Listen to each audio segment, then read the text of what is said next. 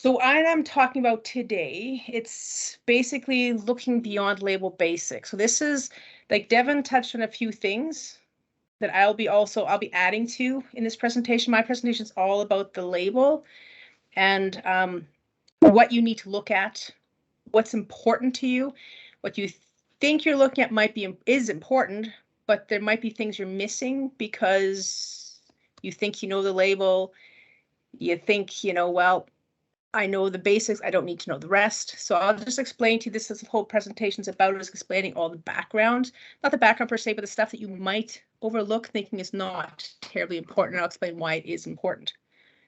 So to start with, this is what I look like. Well, a couple years ago anyways. My name is Andrea Sawatzky. I work for the Pesticides Compliance Program, which was in the old days, I was part of the PMRA. If you say I work for the PMRA, no problem. But internally, technically, I don't work for the PMRA. I work for the Pesticide Compliance Program of Health Canada. So what we're going to talk about today, or I will talk about, is the Pest Control Products Act, or the Pest Control Program and the PMRA, who we are. Do a label recap. I'll talk about real life consequences like the why of the label. I'll do the language of the label. There's how to read the language in the label, a bit on that. What the statements on these labels tell you, they're important statements and why they're important. And so to start with, here we are. This is Health Canada. The top button, that's us. So now if you look at Health Canada, up until a few years ago, we were all part of the PMRA. So in the last few years, they decided to divide us into two independent parts. So you got the PMRA on the left-hand side and the Pesticide Compliance Program on the right-hand side. Now myself, I'm a regional pesticide officer or a compliance and enforcement officer with under the Pest Control Products Act. My role now falls under the Pesticide Compliance Program. Now my role, what I do, or myself and my coworkers, we're not only compliance and enforcement, right? We do outreach like this, education like programs like this or presentations like this. We also do some policy work. It's not my favorite thing to do, but we do some of that. So basically who we work for is everyone from the manufacturers to users, like yourself, the users, to make sure that pesticides are not negatively impacting the human health or the environment. We also respond, just like Alberta Environment and Devon's group, we also respond to incidences, complaints, and situations of non-compliance. So together, the PMRA, which is Ottawa basically, the Pesticide Compliance Program, that's a regional folk, together we administer the Federal Pest Control Products Act. So question number one, super important, who do I work for? So you have choice A, choice B. If you put the chat function, Jamie, let me know what people are voting.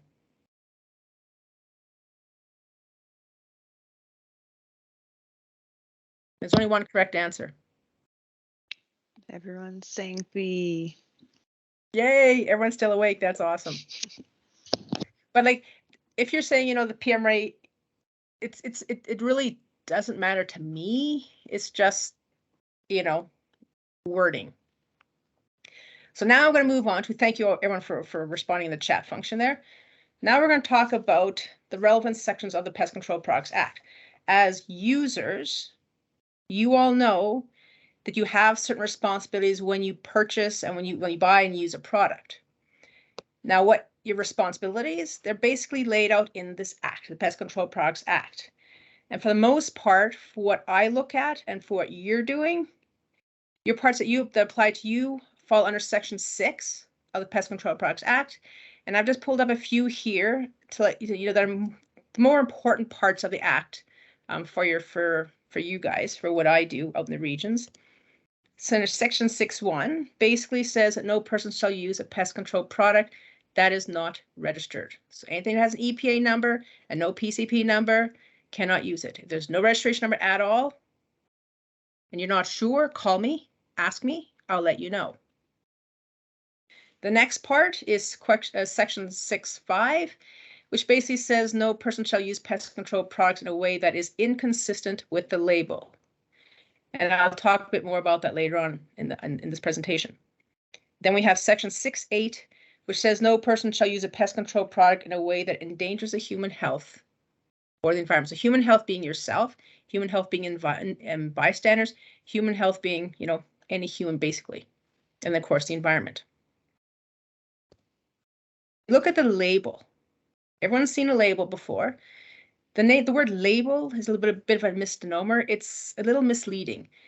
The label is more than just a piece of paper or a sticker on a jug. It is basically a legal document that's recognized by courts of law, and you as users are obligated to adhere to it. So what you see on the label, that is the law. And you, of course, understand why it's important to adhere to this label. Well, first of all, the text in the label reflects the results of the scientific evaluation that the product has undergone. So the registrants or the companies that manufacture these products, they've gone through a lot of trials and tests to get this product out in the marketplace. Our scientists in Ottawa, same thing. They've looked at the information sent by these registrants, and they yay or nay to putting a product on the market on what goes on the label.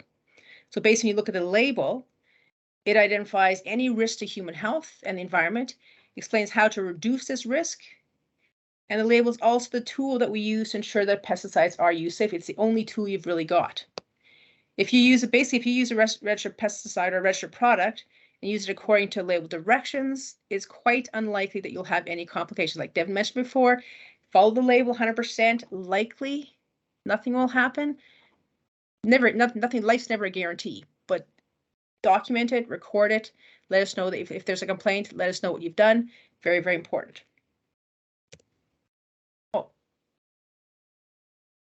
While most of you know that pesticides need to follow the label, what we're seeing quite often, we're not sure why, but well, we have our hypotheses, but people are only looking for the bare essentials, right? They want to know what's the rate that they're supposed to use, the use site they're supposed to use, the target plants, the basic restrictions, like re-entry intervals, things like that. So while the first two, like skimming the label and info from the reps or retailers, they're great places to start, neither of this is going to give you the whole picture of the whole label. So they are the reps, yes. They are, or the retailers, they are very important sources. Like they're very important, right? They should be one of the main sources for information, but they aren't likely going to sit down beside you and read the label with you, because we all know some labels are super, super long. The last two, and the points number 3 and 4, those are a big concern, both for lack of completeness, like have you read the label from memory? My experience doesn't cut it, right? From past records, again, right? As things, labels do change year to year to year. So as we, being scientists and at registrants, as we learn more sophisticated methods of risk analysis, or as new sciences emerge, things will change on the label, right? Things might be added. Like we get the reevaluations that come across, or doing more and more of those. And then there's amendments to labels, increased PPE, decreased amount of product allowed to use per year, things like that, right? So Health Canada, PMRA in Ottawa, is regularly adjusting the label to reflect all these changes, all these advances in scientific information or knowledge or methodologies. So it's always on the label. So the label might have been good today, may not be good next year, may not be good next month. So that's kind of, yeah. Is there any question there? Like I say, I love stamps. No question? Okay, perfect. So well, here it is. This is from BC. I'm going to do a split from BC. I know we're not in BC, but I thought this was interesting anyway. So they looked at some misapplications over the last couple of years, right? And the first one there in 2019, there was mild to moderate damage. And basically there was a provincial fine. So under BC environment, I'm not sure what they call themselves, or BC agriculture, there's a fine. In 2020 in Oliver, again, there was moderate to severe damage. Basically, more than 50 acres were damaged, and this was a Health Canada fine. The bottom two in 2020 were mild to moderate damages, and there's 2.5 acres of damage went with that. And again, sorry, 2 fines from Health Canada, each to different situations. Just a few pictures. Like what Devin showed with that, the tree, the drift, that's an amazing picture. These ones you'd have to look really close. Different pesticides do different things when they cause problems to plants. That curl the leaves, they go brown, they drop off. So these are some of the close-up pictures of the vineyard. Now, for more interesting for Alberta, so I'm going to share a few slides here. I'm going to talk about a few slides of what I've seen in the past couple of years. Andrea? So picture number, question? There's a question in the chat, and I'm thinking it's regarding the label and the full, so he's asking about the blue book. Okay, the blue book is a very good starting point. The blue book is full of, has typos in it. If you're using the blue book, it's a good start, but I would suggest read the label first before you go to the blue book, or go to the blue book and check the label. If there's a issue, a complaint that comes in, and myself or Devin or Alberta Environment, goes out to so-called investigate, and you as a user said, I use the blue book, and the blue book is not quite up to snuff with the label wins over the blue book. So you may want to, at the beginning of the year, make sure that what's in the blue book is the same as in the label. So make sure the rates are the same, make sure the crops are the same, the tank mixers are all the same, make sure all the information that you need is the same before you use the blue book. So blue book is great, but it's not perfect. Does that answer the question? Yes, thank you. Perfect. Okay, so let's start with the first picture here in Alberta. So first thing I came across a couple years back was improper baiting of strychnine. So you can see here, you see there's an inverted PVC pipe. If you look closely at the very bottom of the pipe there, you see some grains popping out onto the snow. So on a strychnine label, it all has to be placed in the hole. There is no above ground bait treatment at all on the strychnine label. I know strychnine's not going to be around for much longer, but this was a very good, good example of improper baiting of a rodenticide type product. So in this case here, with the baited or the strychnine baited grain that's spilling out of the pipe, now that's open to the environment. So that means there could be environmental issues. There was a non-compliance right there. So you have to place it in the ground, can't use bait stations. If wildlife got into that and it caused a death, the investigation would be a lot more severe than, it is severe as it is. And then another thing about this product here, this picture was taken in the fall. And anyone who's used strychnine knows that strychnine is for gopher control. And by the fall, when it started to snow, this is kind of like October, right? Gophers are gone. I mean, not gone. They're underground. They're done for the season. They're going to come out next spring. This pipe with all the strychnine spill seed coming out is not going to do anything for gophers. It's too late in the season. So again, the seed time of year was wrong. Application was wrong, right? So all this included environmental hazards. So this was a non-compliant issue, or non-compliance as far as we're concerned. Next one here. This was when a fungicide was sprayed. You see the farmer's field in the back, and in the front you see trees. There's kind of like a shelter belt of trees. So the front fence, that's the end of an acreage, and the buffer and the shelter belt's also part of the acreage, and there's a back fence, and then there's a vehicle, there's the sprayer with the field. Now, the fungicide that was used in this issue here is Preaxor. The wind, just to give you a situation, the wind is blowing towards the property, and there was no buffer zone. The boom, as you see, the boom of the sprayer there is actually bumping the trees. So there's nothing. So now you look at the label, right? The label says buffer zone. So buffer zones, I'll go a bit more later on, but a buffer zone is a direct application, point of direct application, so where the spray ends to the edge, to the closest downward edge of a sensitive habitat, in this case here, the shelter belt or someone's acreage.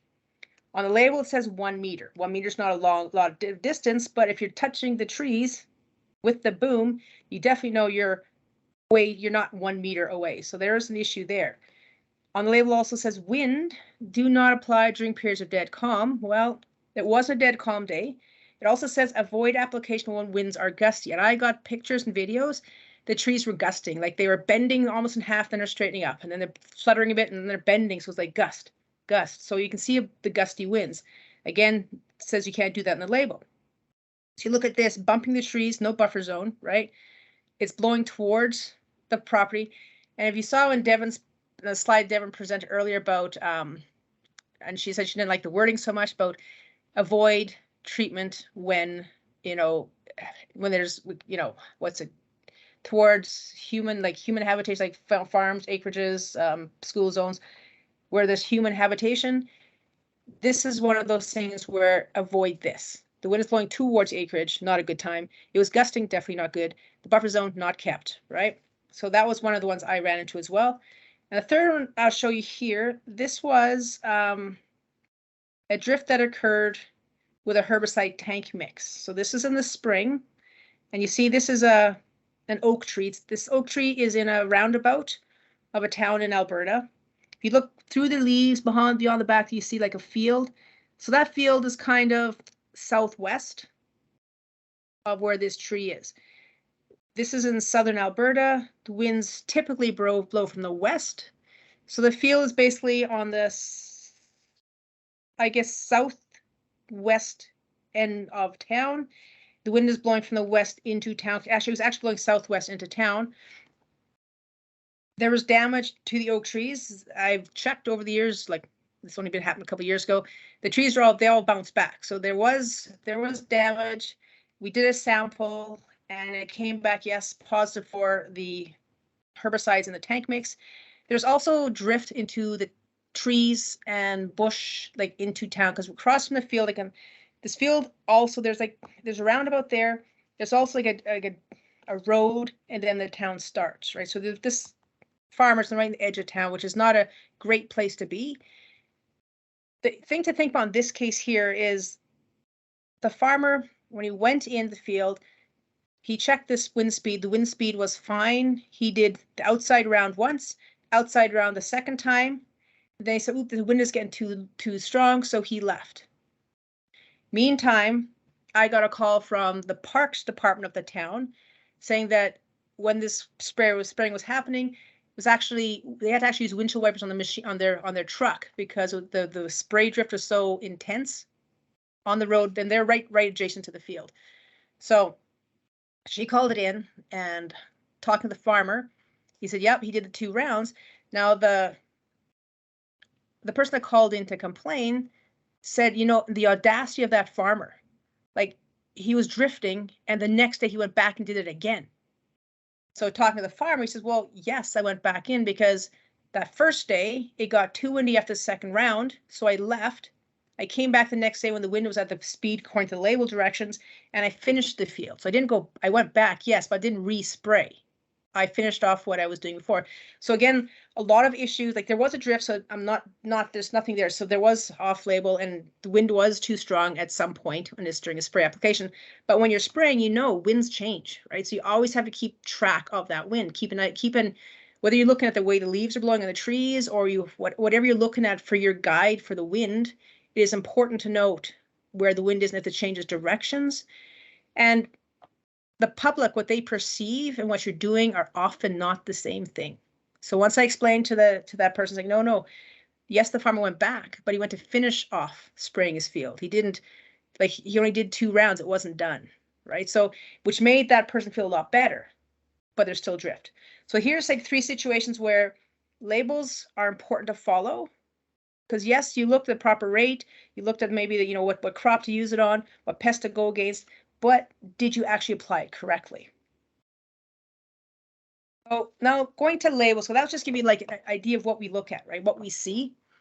Now labels, all labels, pesticide labels that is, contain what we call standardized label statements. So these are statements that are used broadly across multiple products.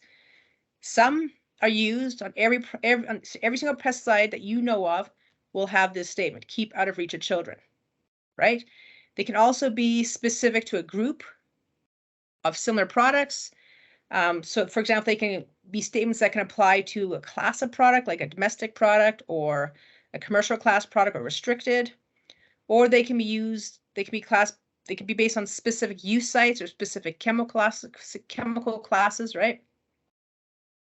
Now, other triggers, there you go. Other triggers for standardized label statements is a type of application equipment used, whether it's air blast or it's a ground rig or aerial, right? The toxicological characteristics of the chemical in the product. Is it a solid? Is it a gas? Is it a liquid? Is it a dust, right? The physiochemical properties of the product. Is it volatile? Does it bioaccumulate? Is it water soluble? What it's like and how it behaves, right? You got to think about all that. The form, like I talked about the formulation as well, like what is the formulation of the product. So when you're reading these labels, it's important to understand that standardized wording cannot, like, it doesn't consider every single scenario. So you do need to use your judgment as how the statements apply to what you're doing, your specific application, and what precautions you should take. Now we're going to look at precautions in a little bit. In the meantime, I'm going to talk about the different languages that are used within a label. There's a question. So labels. Chat. Is there a question? Yeah. So Yep. Kevin's asking about shrouding and different nozzles that can cut down on drift. Yep. Is it taken into account when there's an Yes. investigation? Yep. No. If they're using a shroud or curtain on it, if you look at the label right underneath where they say the application rate and all that, there'll be a little statement on the label, and it'll say if you use a shroud or a curtain, and it say something like you can reduce the buffer zone to say 70% or 30%, whatever it's. I can't know exactly what it says there. If you're doing a shroud or using a lower boom or something that keeps the pesticide it goes precisely where it's supposed to be, make sure on your records, on your spray records, that you record that. Because according to the label, this is your buffer zone. And if you don't let me know that you've used a shroud, I'm going to say this is your buffer zone. And you say, well, I'm allowed to go 70% closer. I said, well, I don't see how. Oh, right, I forgot to tell you I used a shroud. I used a curtain, right? So if you're using those kind of equipment, yes, you can reduce the buffer zone, but record it. So hopefully that answers that question. Now back to languages. And if I didn't answer the question, just ask me, rephrase it if you want a different answer. Well, sorry, if you want me to rethink that question. Anyways, back to language. So the language on labels, there's kind of two types of languages that are used on a label. You have your mandatory language, and the mandatory language means you must follow it. These are typically involving words like must or shall, do not, but not always. So this is usual, but not always. Mandatory language is direct and often uses commanding or directive words like use, ensure, treat, dispose, where you're being specifically directed to do or not do a certain action. So these are often in the label, they are capitalized, they're bolded, they're underlined. They're meant to stick out. So do not, you must, thou shalt, right? Those are all mandatory and they are definitely regulated. Now, the other type of language you'll see on the label quite often, and this is where it can get confusing, is our advisory language. See, advisory language use words such as should, may, and they're used to convey best management practices. Like, for example, users should wash their hands before eating. Okay, we highly recommend it and everyone knows they should, but that's really hard for us to enforce. So then they use advisory language.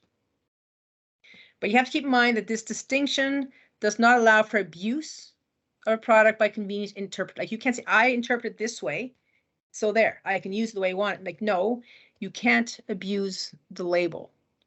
So it's the spirit of the statement. So if the spirit of the statement is clear, then the presence or absence of certain words do not automatically categorize statement as mandatory or advisory. So it is kind of confusing. So yes, and it is confusing or can be confusing, but it often comes down to common sense. Like, you know your labels, you're licensed applicators, you know what your outcome is supposed to be, you know how to use it. So to say, well, I wasn't sure, so I went and sprayed. Like, no, you know what this label is intended for, and it's for your best interest to understand what the label is trying to say. So if you're not sure what you should be doing or your best course of action, then basically look for clarification. Basically, call me. And if you're more up in the Edmonton area, call my co-workers in Edmonton. right? Call any one of us and say, hey, I'm not quite sure I understand what this label is trying to say. Can I use it in situation X?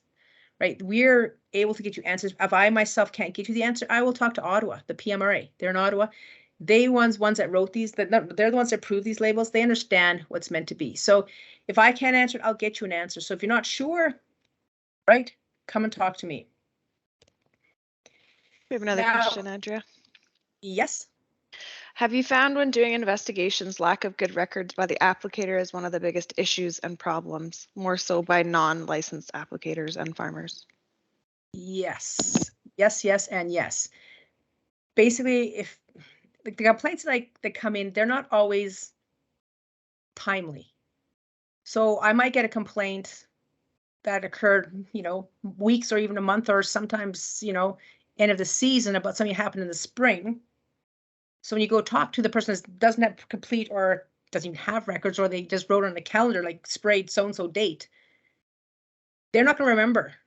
Well, the wind was, oh yeah, I think it was, no, okay, hang on. Usually comes from the west, but oh, hang on. It's hard to remember. A lot goes on in life. So yes, record keeping is one of the bigger issues, is not keeping records. Like most applicators are required by Alberta Environment to keep certain records for a certain number of years. We don't have that, but since Alberta Environment requires it, we piggyback off of that. So yes, I would say to make sure you know what you're doing, to make sure if myself or Alberta Environment comes out to talk to you because there's been a complaint, pull those records up. The more precise and clear they are, the better you look and the easier it is for us to determine if there's been a non-compliance or not. Because like you can follow labels 100%, and still something can happen. So hopefully that answered that question. Okay. Excuse me, moi. Okay, so now we look under. I've talked about mandatory languages and advisory languages. Now let's look at the content. So we go back to the content of the label. What you see on your screen right now, like all these things right here, those are the most popular parts. These are the parts of the label that are looked at the most frequently. Like, what is it registered in Canada? Yes or no? What's the rate? Where can I use it? What pests can I target? And what's the restricted entry interval? Those are very commonly looked for, and that's a good thing. But as an applicator, I'm not sure if this would apply to you, but like with most repetitive activity, it's very easy to slip into comfortable patterns, right? Or to default to the basics and let the details slide. Like, I know where I can use it. I know when I can use it. It's registered. I used it last year. I'm good to go. Now, we know a lot of these situations that pop up because the label wasn't read as intensely as it should have been. Not often is it deliberate or ill-intentioned. Like, no one wants to spray drift. No one wants to cause problems, right? It just happens, and like, I'm not sure why it happened. But yes, you're in a rush. The wind was up, but I have to spray. Today is the only day I can spray. Oh dear, what do I do? Off I go. So it's not like anyone wants to spray drift. It's like a human habit, right? So in the case of pesticides, using these habits, they're quite concerning to us because that's when we get the spray drifting happening. So missing the smaller details of a label, like if you don't go beyond the 1, 2, 3, 4, 5 things listed on the screen right here, if you don't go beyond that, chances are you will have drift occurring, you will have off-label applications, you will have misuse, you will have non-compliance, and one of us, myself, or the problems will show up. So what I've done is I've taken a couple statements from about, a couple product labels, and I'm going to use these in examples in the next couple of slides. So here are some statements you'll find in various labels, right? Here they are, 1, 2, 3. So here's some label statements that you will see. Now this is under the precautions section. The precautions section of the label outlines the health risk associated with the exposure of the product, and also includes ways to minimize exposure, and also what to do if you are exposed. So how to avoid it, you need to avoid it, If you have been in contact, what do you do? So that's all on the label. You see the various label statements you'll find on this section. They're selected based on that product. So each pesticide is specific. So what is on that label may not be the next label. So look at your label. The label that you are using, that was the one you're looking at. So basically what's the precautions that are listed or the statements that are listed on the label that you're using, it is based on the oral, thermal, and inhalation toxicological parameters that the scientists are using. So like, if it's highly toxic, right? It's not going to say, please avoid contact. It's like, say, fatal. Do not come into contact, right? The language will change. So you think about the label, what does that mean, right? So basically, the language used in this section with regards to health risks is a good indicator, like I mentioned before, to the level of risk. And this should not be, do not skim over this. This is not to be taken lightly. The exact statement present is due directly to the outcome of the health risk assessment through the PMRA and the registrants. The statements, as you can see on the page there, they can range from nothing at all to avoid exposure to, if it's more serious, fatal if. Now, it is most important to understand if it's on the label, no matter what the statement is, if it's on the label, it's on the label because something during the health risk assessment triggered its requirement. So it's not just, well, we'll put it on there just to make sure things are good. No, it's there for a specific reason. These statements are not random. They're there because a certain level of risk was identified. So again, look at the wording: avoid, harmful, fatal, do not, right? That tells you what kind of product you're working with. Now you look at the PPEs, right? Personal protective equipment. These also appear under the precautionary statements section. And like in the last slide, if a piece of PPE is on the label, it's because the specific product you are about to use showed some amount of identifiable risk when it was being evaluated. So in wearing a specific piece of PPE can, and you all know that, does mitigate the risk to yourself, right? If no risk was identified, then a certain piece of PPE, like the goggles, like the apron, they would not be on the label. So if a product was found to be only, say, for example, minimally irritating to the eye, you're not going to see glasses or goggles on the label. But if you do see a piece of PPE that says protects your eye, like if it does say goggles, right, you must wear those goggles. What's on here is the minimal amount of PPE that you can wear. What's on the label. You can wear more, just do not wear less. And again, like in the last slide, the PPE stated or the PPE that are listed on the label, they're only there for a reason.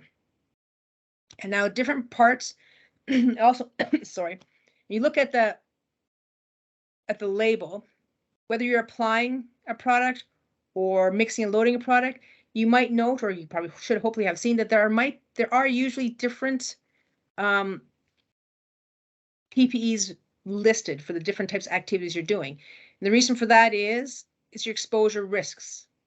If there's a higher exposure risks, like say, for example, you're mixing and loading, you will often have to wear more PPE than if you're just applying, because if you're mixing and loading, you're usually coming to contact with more concentrated type pesticides. So when you see the PPEs on the label, take a look, right? And think about, why is the statement there? Why does it say I have to wear goggles? Why does it say I have to wear an apron when I'm mixing and loading, but not when I'm applying? Well, think about it, right? So think. It's there to protect yourself. So this is where it protects human health, being the applicator himself. So now, poll number 2. So there's only one correct answer here. PPE requirements on the label are A, identical for all activities, mixing, loading, applying. B, decreased level exposure to bystanders. C, are the same for all types of pesticides. D, are the same for all types of spray equipment. E, none of the above. And Jamie, if you could let me know what the answers are in the chat function. I will wait for some answers to start coming in.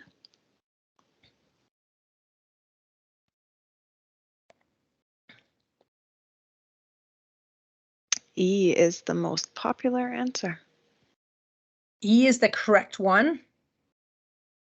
The last time I did this presentation, I had a bunch of people saying decreased level of exposure to bystanders, and that's not what the PPE does. That's for yourself, and it's you're by yourself. Anything else besides E? Just one, but you just addressed it. Otherwise, Okay. everyone else is So saying E. I was wondering if that'd be tricky for a bystander. That's more drift, right? If a product drifts onto a bystander, that's the problem because bystanders don't usually wear PPEs. That'd be you, the user. Excellent. I'm glad you guys are all still awake. All right. Now back to our precautions section. When we look at the statements, right, some might seem to be benign, but some of these statements, like they're all there for a reason. Like the label's big because there's a lot of information to put there. So it's nothing is put there at random because no one wants the label to be bigger than it has to be. They want it as tight and concise as possible, but as clear to read as possible. And we're not saying labels are clear to read, but that's the intent. So sometimes important statements show up where you least expect them. A lot of these statements will have real human health consequences to yourself, to bystanders, and not adhering to it, not following the label can result from anything from a warning letter to monetary fine. That's on the my end. Health risk, environmental risk is on the other end as well. So instead of skimming over these statements, stop and think. Why are they there? What motivated the registrant or the scientist to put them on there? So like you said, beyond the potential for a monetary fine, what are the possible consequences of ignoring them? And here's a few statements, right? Store the container tightly closed and away from seeds, feeds, fertilizers, plants, and foodstuff. That's in the 2,4-D amine label. For high volume hand wand applications, if you're using a hand wand, applicators must limit volume of solution per day to 400 liters. Right, Banville, that's that product label. The last one I have here, do not harvest, forage, or cut hay within 30 days of application. That's toward on 22. Okay, so they are random statements, but they're important statements, right? You need to understand everything on the label. Now, moving on to environmental precautions. Environmental precautions usually come after precautions, like the precautions to humans first on the label, and usually after that comes environmental precautions. Now, this section of the label, it details a product's potential hazard to the environment. And the environment, as you all know, includes soil, water, air, wildlife, aquatic organisms. It's basically everything. The environment's all around you, right? So that's what the environmental hazard statements are meant for, is to protect the environment. So they're again, much like the human health one or the precaution statements, they're based on a pesticide's characteristics such as like the water solubility, mobility in soil, drift potential, toxicity to various plants and animals. They do point out specific risks. For example, like it says in the bottom there, this product is highly toxic to bees. It is highly likely to leach if runoff occurs, right? These statements will be on the label. And like we saw in the previous slide with the human health and exposure statements, many environmental label statements are required based on the conclusion of environmental assessments for each product. Each product, again, is different and unique. Each one will have their own environmental precaution statements. A lot of statements look the same, but they aren't on every single label.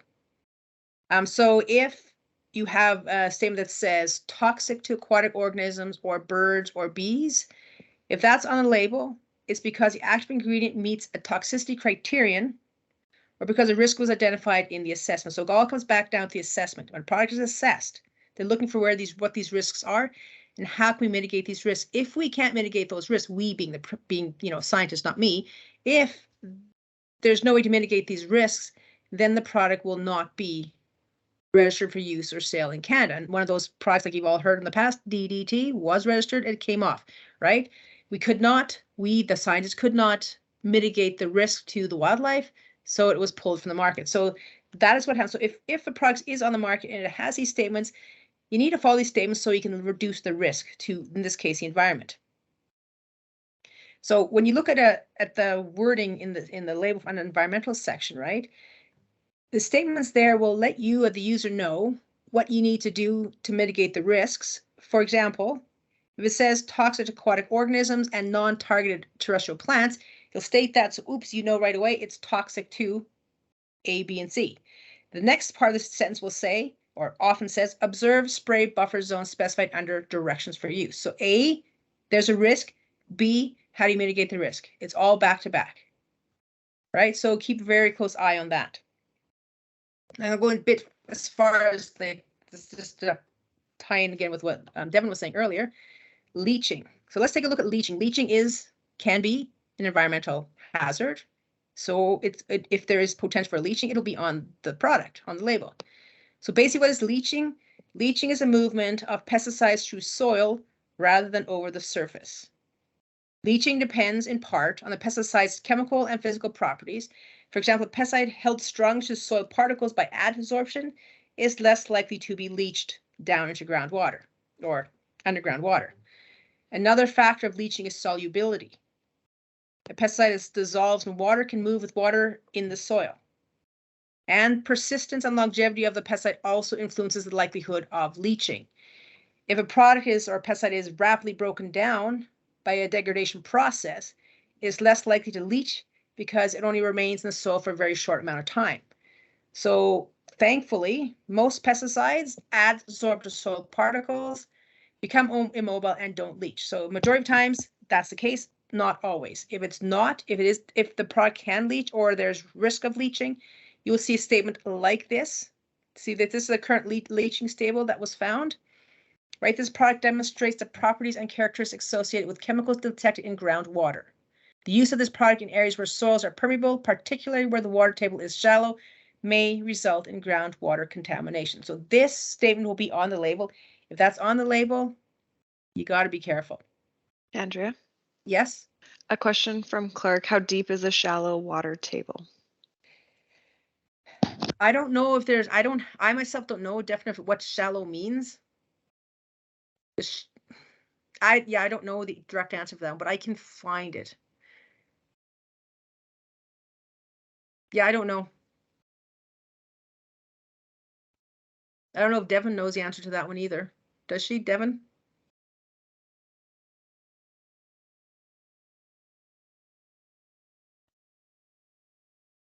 Maybe Devin's not there anymore.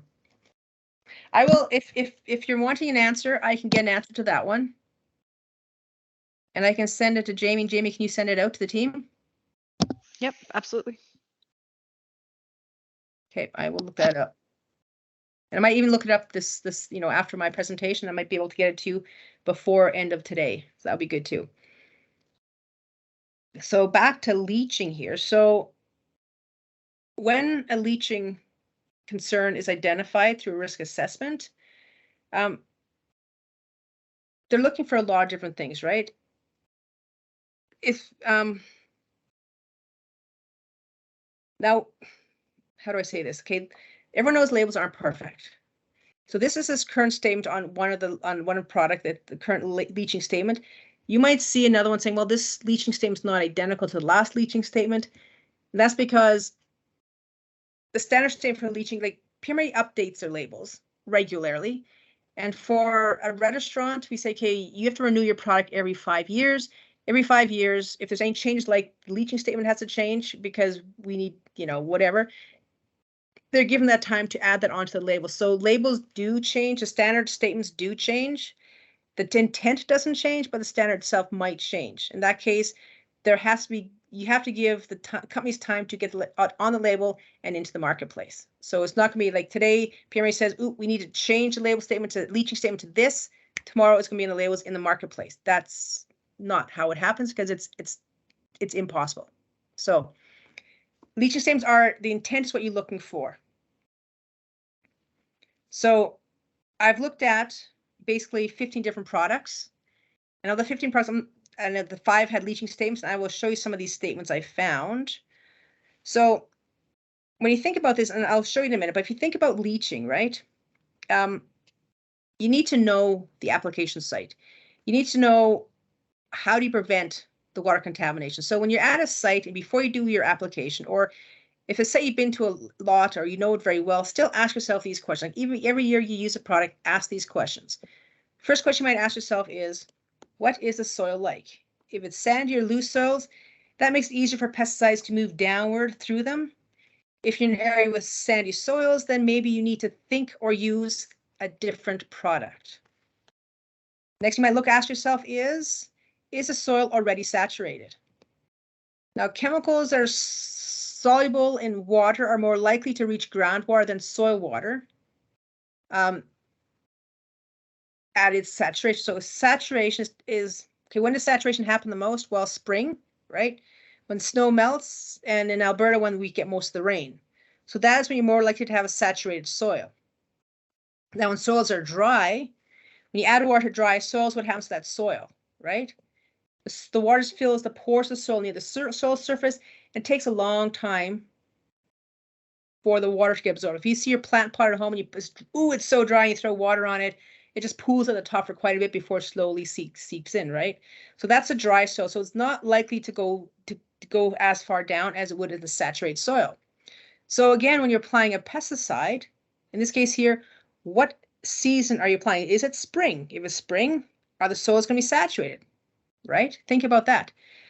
Here's like the water table. Like, again, I don't know the exact definition of what a shallow water table is, but the more shallow the groundwater, the more likely the pesticide that's in the water will reach the groundwater, so the water table. So if you look at that picture there, right? So you got groundwater that's right underneath the first layer of soil, and there's one that's further down. So a shallow water table, I don't know what it is, but the deeper it is, the longer or harder it is by then the pesticide will, might have leached out and not gone all the way down. So I guess in this case, the deeper the water table, the less likely for the pesticide to reach it versus the more shallow one. So maybe definition of how shallow a shallow water table is not terribly important. Just realize that the depth of the water table is what's important. The next thing you ask yourself is, where are you mixing and loading your pesticides or your spray? I mean, think about where you're mixing, right? So if you're looking in a field, you have an entrance to the field. Is that the same place that you're mixing and loading every year? Because when you're mixing and loading, that is most likely when most pesticide spills occur is when you're mixing and loading. So if you're mixing and loading in the same spot year after year after year, you can assume that whatever you're using is going to the concentrations are going to increase in that soil in that one area.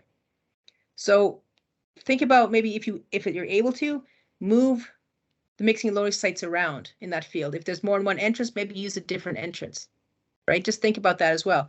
If possible, and if you're out in the field, it's not usually possible, but if it's possible, if you can mix and load on an impervious soil like concrete pad, that would prevent the bills from soaking into the ground. So, and guessing for most, if you're in the field, that's not there's no impervious soils. If you're in your yard, if you're in the municipality in your yard and you're filling your tanks right there, look for where you're mixing and loading, right? And hopefully you have spots that are for mixing and loading and that they have the impervious soil. That would be great. So basically you're trying to avoid the chemical buildup from accidental spills or splashes is what we're looking at here. So now we're done with the leaching. Leaching is when you get movement of water down through the soil into water tables. Now let's talk about runoffs. So runoff is different from leaching. Sorry, before you move on. Yep. There's another question in the chat. Is there a website or a resource to find how deep the water table is?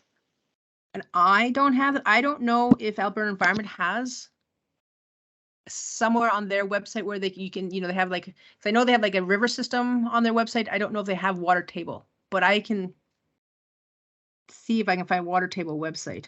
PMRA does not have that, or our department does not have it. And the municipalities themselves might have it if in their area. I don't know, because I know like, if I live on an acreage, how do I live on is my water standing water underneath my wells pulling from, or is it from running water? I'm not sure who would have that, but I'll see if I can find something after my presentation. Good questions, by the way. They really makes me think a lot, which is really good. So back to more statements on the label. Runoff, it still includes water, but this is movement of water and any contaminants across the soil surface. So it's not leaching in, it's running off. This again, much like leaching, occurs when there's a heavy rainstorm that goes through, a rapid snow melt, when you're irrigating, right? This is when there's more water added to a surface. It's added to surface faster than the water can enter into the soil. So that's when water starts moving. If it's a flat ground, it's going to start puddling versus moving. So as the water picks up soil particles when it's being runned off, Pesticides are attached to these soil particles. They will now move with the water and bounce across the field to wherever the water is going. So this water carries where does it go? It goes in the streams, goes to rivers, lakes, and like Devon has in their slide, and other water bodies. So runoff is movement of water. But the water, if it's depending on how powerful that runoff is, it takes product and stuff with it. So runoff statements are more common on products because no matter what type of product you're using or active ingredient, whether it adheres to the soil particles or not, conditions can exist that promote runoff of any chemical. For example, you look at a steep slope and a heavy rain. Not much is going to stop that water from running off and taking particles with it. So runoff can occur with both compounds that are soluble in water. This runs off with the flow of the water, or if they're adsorbed or attached to soil particles. So soil particles move when water runs. The faster the water runs, the more it takes with it. When any chemical enters the aquatic system in runoff, of course, they can pose a risk to aquatic life. You think, well, it's attached to the soil particle, but yes, as a fish goes along and chomps on that soil particle, now they're digesting that plus the chemical that's on that soil particle. So when you're looking at a label, again, what do you look at? So again, I looked at another couple labels to see what I could find and see what kind of statements I could find, and this is what I got. So much like with leaching, I do the same kind of scenario here. So runoff statements, things you need to ask yourself, right? Okay, so first thing, I'm in the field, I've thought about leaching. Okay, that's step one. Now I've seen the topography, I've seen the area. What was the weather forecast? Is there rain in the forecast? The greatest effect from surface runoff occurs when rain falls within 24 hours of a pesticide application. You'll see that on the label, right? If rain is expected or suspected in the next 24 hours, do not apply. It'll be on the label. So if it's going to rain, what do? Delay your application. Next thing you ask yourself is, again, what type of soil? What does the soil look like? Runoff, if you think about it, is normally more severe in hard packed ground and clay soils and less of a problem on sandy. So sandy soils, leaching problems. Clay soils are not leaching, you might have runoff problems. So again, you got to kind of do the balance, right?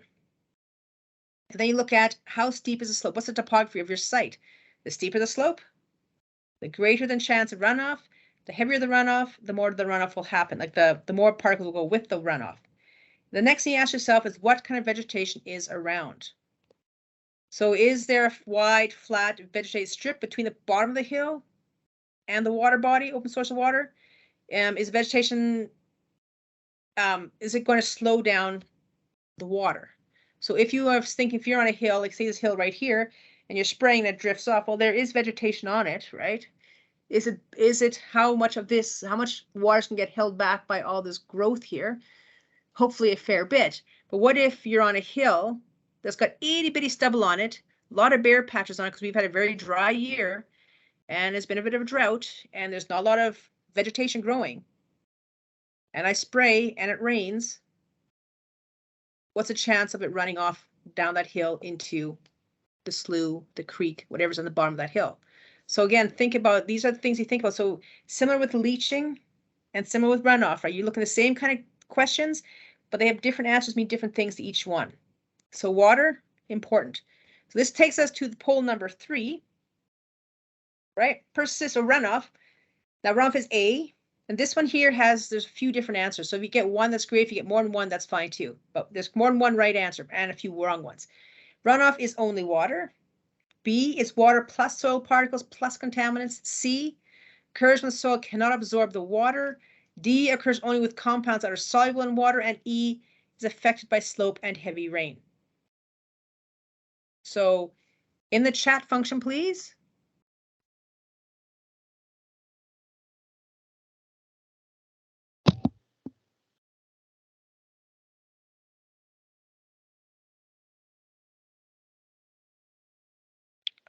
We have B, C, E, B and E, C and E, B, C, E. Yep. It's B, C, and E. So perfect. I'm glad everyone is still listening to my rather quickly way of speaking because I'm running out of time. So thanks for paying attention still. And you're all correct. I don't have to talk about anything here. Runoff, leaching is good. Now we're going to move on to the next bit of the label. If there's persistence. If the pesticide you're using is persistent in the environment, right? What is persistence? Persistence, with the way the PMA looks at persistence, is when either the pesticide or its breakdown products carries over to the next growing season.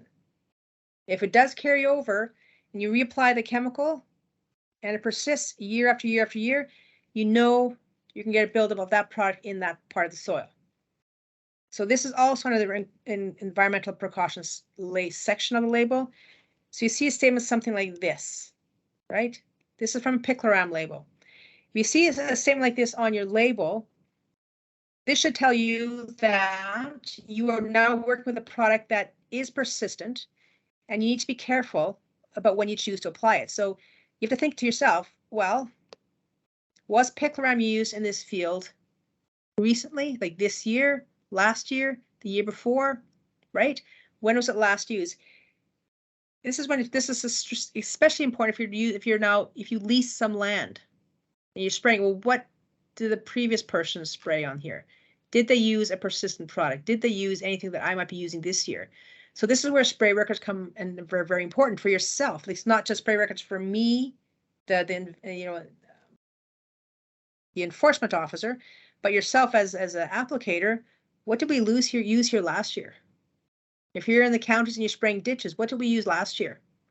Is there going to be buildup, right? So you basically need to know and keep records. What have you used so you yourself can see next year? Oh yeah, that's what I used. Oh yeah, that's what so-and-so used, right? Again, it comes back down to records. Keep it. It's very, very, very, very important. Now, excuse me a sec. From all this stuff, the precautions section, environmental precautions, human health precautions, or all that stuff, the main point you should take away from all of that is that label statements are on the label and they're on specific labels and they're there for a reason. Something has triggered them to put on the label. Remembering too that not all statements are universal, but when you do read them on the label of the product that you are using, it tells you something about the product that you are using, right? It tells you what the risks are for you and the environment if you use this product. So when you think about that, that should help you understand how you make a decision on whether you use a product or you have an application plan.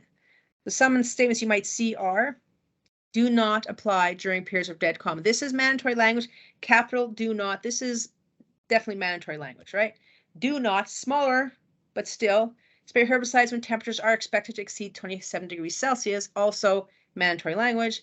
Do not spray exposed roots and of trees and ornamentals. Again, mandatory language. Do not apply more than 230 grams per hectare per annual growing season. So these are some of the statements you'll see for directions of use. Important not to overlook these. Now I'm going to talk about buffer zones. Buffer zones, okay, they are the distance that has to be left unsprayed between your target site, so where you're spraying, and the sensitive habitat. So the buffer zone is not from the edge of the boom, if you're using it as a spray boom, but the edge of where the spray. So the spray fans out a bit. It's where this last droplet kind of hits. The last concentrated portion of droplets hit from that point to the sensitive non-target area. That is your buffer zone. The distances on the label, they're not arbitrary, they're not random. They're based on risk and reflect the different toxicities of the various pesticides to non-target organisms. So the bigger the buffer zone, the more toxic that chemical is to the sensitive habitat that's trying to be protected. So it's like you said, it's not like they're not the same for every label. They can be different. You have to be aware of that. So like you said, the more toxic the pesticide to a sensitive non-target organism, the larger the buffer zone will be. To identify, to make these buffer zones, models are used by the scientists to determine the different the length of the buffer zone. So buffer zone statements are specific to your product. Takeaway from this part is they're specific to the product you're using, and they're based on actual risk to aquatic or terrestrial organisms. So make sure when you are spraying that you're aware of the buffer zone and that you follow those buffer zones. Again, what I did mention before, the buffer zone is dealing with wind, right? So it's a downwind, not downward, the downwind of an application. So if you're spraying and the wind's blowing in this picture here across the tractor towards the water, that's the area. So the buffer zone has to be there. If the wind is blowing the other way, there'd be no buffer zone required. So buffer zone is all to do with the wind. So the best way to avoid drifting in a case like this is you need to be aware of the wind direction, know what's downwind of what you're spraying, and know the requirements of the buffer zone. What is the buffer zone you need? So next thing I'm gonna do is like buffer zones, and the labels nowadays will also have vegetative filter strips. Devin also mentioned these two. Now the vegetative filter strip is different from buffer zone. A vegetative filter strip is a permanently vegetated strip of land that sits between an agricultural field and the down slope of a water body. So not the wind, it's the slope. So the vegetative filter strip reduces the amount of pesticides entering surface waters from runoff. So this is basically runoff prevention, because it slows the water runoff and filters out pesticide carriers that go with the runoff. So that is what you're trying to do there. So if you look at this example here, okay, let's take a look at buffer zone plus vegetative filter strip. So in this picture here, let me see, you see my little mousy thing here. Okay, here's your field. You got corn growing, and there's a slope. You got water on the left-hand side, you got water on the right-hand side. So both are surface waters. You got trees over on the right-hand side. So if you look at the markings on this diagram here, you see the green spot on the right of the page. It says 10 meter VFS. That's the vegetative filter strip. So this is mandatory, and it's permanent. It never goes away. So you have to have this here. So this part will be here no matter what. Now, if the wind, see this arrow up here, if the wind direction is pointing towards the downhill slope, here's your buffers, like here you're spraying, right? You see the dotted line here. So it says a 50-meter aquatic buffer zone is required on this label. What you can do here is you look at, say, the wind's going towards the surface water on the right-hand side. There is already a 10-meter vegetative filter strip. I need a 50-meter aquatic buffer zone. All you have to do is add 5 meters, because it is the buffer zone includes the vegetative filter strip. So 10 meters for that, 5 more meters brings you to 50 meters buffer zone. So the vegetative filter strip, again, is just for runoff. This is for the wind. So now the next picture here, the wind now changed directions. Okay, hang on, go back to the slide here. You see the top of the page here, top of the hill. There is water up there as well, but there's no buffer, no vegetative filter strip required because it's at the top of the hill, not at the bottom of a hill. Also, because of the wind direction, no buffer zone is required. So no buffer zone at the top at all. Now the next picture, the wind's changed directions. The vegetative filter strip at the bottom still remains. Again, that's just for runoff, right? The water runs, the pesticide runs with the application, what's going down. This on the bottom here is going to hopefully slow down the water running and hopefully absorb some of the pesticides in the water. Now, the wind has changed direction, so there's no buffer zone required on the bottom of the hill. On the top of the hill now, you require a 50-meter buffer zone. And since there's no vegetative filter strip, it's a full 15 meters. So again, when you're out spraying, be very well aware of wind direction, topography. Where are the hills? What are the hills? Where do they, if the hill runs down and there's no water surface, then there's no vegetative filter strip required. Vegetative filter strip is for sensitive habitats like water bodies.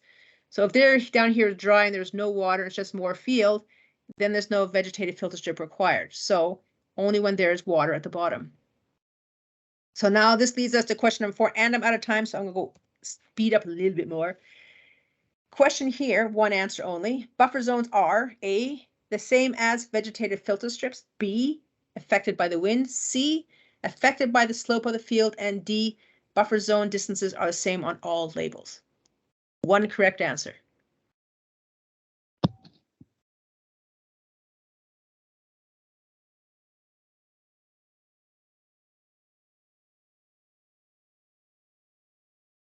B is the most popular answer. And B is the correct answer. That is awesome. I'm glad everyone's still wide awake. All right, I'll move on. I only have a few more slides left. Now, directions for use under here, here's another statement that's important, and it can be easy to overlook. Droplet size. The droplet size is important because the size of the droplet is a key factor to controlling drift. The smaller the droplet, the more likely that droplet is to drift. Larger droplets will fall closer to the point of application. Smaller droplets can drift. So can large ones, but not as much. The required droplet size is written on the label, and it varies from product to product. As it says up here, do not, again, mandatory language, apply a spray droplets smaller than the American Society of Agricultural Engineers course application. So that those statements will be on labels, pretty much every single label. Now, again, as with all other statements on the label, right? All statements are put there for a reason. Now we know nozzle and pressure combination is or can result in a smaller droplet size, which can result in a greater risk to drift, which can cause significant damage if it does drift. So when you think about the nozzles that you're using, they are color coded by the dealers or the vendors, the people that sell these nozzles. They are color coded. So you have all the way from extremely fine all the way to ultra coarse. The labels say coarse classification, then you have to have the blue for whatever. This is just an example. It doesn't say which. I didn't pick a nozzle, but this is what you would see on the different types of nozzles. Like, it depends on who the manufacturer is. There may be different coloring codes, but they are color coded per manufacturer. So keep a very close look on that. Other statements that you want to look at, right? That these are more things that you could, trigger some questions in your mind. Now you look at this one here. This product will harm other broadleaf plants in the vicinity. So that says, again, I'm in my field. Look around. Like, what's in your vicinity? What's in the neighboring field, right? In this case here, this is from a 2,4-D label. And 2,4-D can cause injury to broadleaf crops at surprisingly low levels. So with this statement is on the label, like, so take a look around. Is there a U-pick downwind from you, right? Is there an acreage downwind from you? Is there a park downwind from you? So think about these. So these are some other statements you look at. Resistance. We've all heard of resistance for the last decade or 2 or 3. Resistance buildup, right? So what is resistance, right? It is the ability of a plant to resist the effect of a pesticide. So the plant is able to survive. So you have the wild species there. One plant is able to fight through it, come through it, and is not killed by the use of that pesticide. And if you're using the same product over and over again, the same product, same mode of action, that one, see the green little guy right here, right? So he survived, barely, but he still survived. And now he produces seed and he produces progeny, and away you go. And then, you spray the same thing again, and look at this. Now there's a few more of these plants and less are going to get killed, until eventually there's very few being killed. Most are surviving, right? So look at the resistance statements on the label. Now the labels, they have on the label, if you look at the top of the label, they will have, what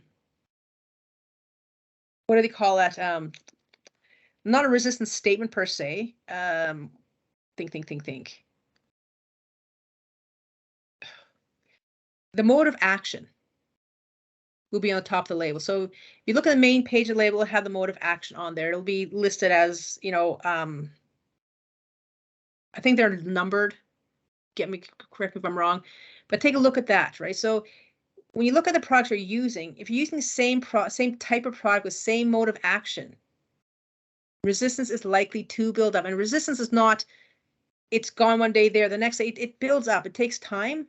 Once you have resistance, it's really hard. Often if you have a tank mix and you use different types of modes of action, then that will reduce the resistance buildup. And basically what this is, if you follow that label, the important part of this is we don't have a lot of pesticides. There are not a lot of pesticides out there. And as resistance builds up to one pesticide or one mode of action, that mode of action is no longer viable. It's no longer can be used. So now you've eliminated one of the products that you can use, right? One of the tools in your toolbox is now gone. So that's important of resistance, is you don't want resistance buildup. Quickly, I'll talk about storage. Andrea, we are out of time. I know. Storage, watch out for this. Oh, sorry. Really quickly, storage is very important. Do not overlook this. This is who we are. Sorry I missed the last two. Like I said, I get caught up in what I talk about. We probably don't have a lot of time for questions, but there are some really good questions during the presentation. Now we'll just end it here.